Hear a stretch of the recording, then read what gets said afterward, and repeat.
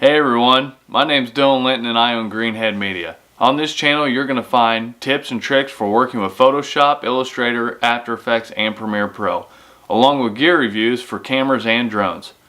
I will always list the gear in my description so you can take a look at it for yourself. Follow us on Facebook and Instagram, and if this is a video you were looking for, consider subscribing to our YouTube channel. Let's jump right in. We're going to go over today how to blend multiple photos within Photoshop CC 2019. I've seen a lot of videos out there on YouTube and some of them aren't quite relevant. They're several years old, so we're going to go over how exactly to do that in 2019. So today I have an image of a hunter here walking through the water with some decoys, and we're going to take these ducks flying and we're going to blend it in with that other photo. So first, get your photos open that you want to blend together. File open, then bring them in here. They'll open up in two separate tabs, as you can see here. And then you just click, drag, and it'll pull it up on the other tab and let it drop. So you can bring it in, pull it together, size it out right to where you want it to be. You do want to ensure that the whole picture is covering up either the background, because if not you'll have separations that won't blend into the next photo and it doesn't look very good. We can go over here in just a minute. So anyway, there's several ways of blending photos. So the first way, you can actually select your layer, which is the flying ducks for me. Click over here on opacity, and then you can slowly drop down the opacity, kind of pull them two together. So then you just drag this across to wherever you want it to be, and the cool thing about this is you can see it in real time, so you kind of know where you're at, so you're not stepping forward and backwards a lot trying to decide where you want it. So that's one of the easiest ways to blend two photos together. Another way is we're going to be using the gradient tool. So with this first image selected, you need to go down here, you need to add a layer mask. What that's going to allow us to do is pull this photo into the other one through a gradient, and that's going to be covered up from a black to white gradient.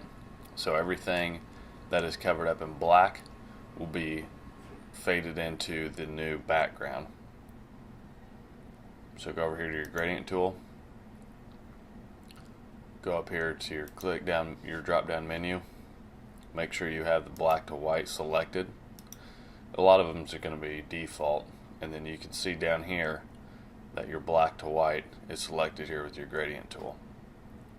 So then you go back, click on the photo wherever you want to start. So this is going to be where you start to where you end. With the black to white is where it's going to be removing to keeping. I'll just show you a little example here. So you'll click, hold shift to drag if you want to, depending on how far you want to go, then release.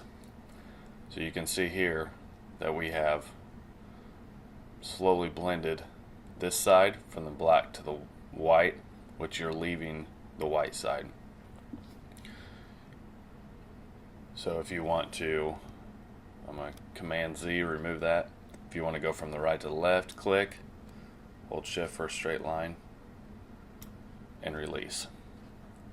And then another thing, you can also affect opacity with this. So you can pull down your opacity and get it exactly maybe where you want it.